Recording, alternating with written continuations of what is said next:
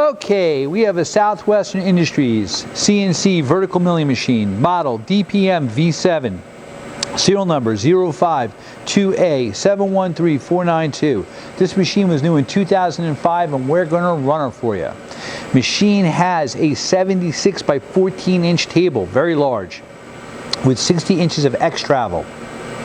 You have a 40 taper programmable spindle. That's 750 RPM. It runs up to 5,000 RPM.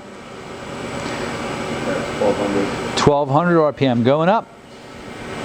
You have 60 inches of X-axis travel, 20.5 of Z of the head, and 23 inches of saddle in and out. 2,500. That's 2,500. This machine is very quiet. You also have a large workpiece capacity of 2,200 pounds on that table. He's using the digital hand wheels to move the X-axis on the table.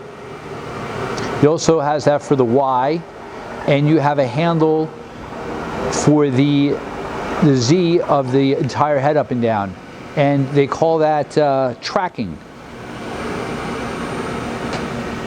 You have ball screws and AC motors for the X, Y, and Z axes. He's rapiding.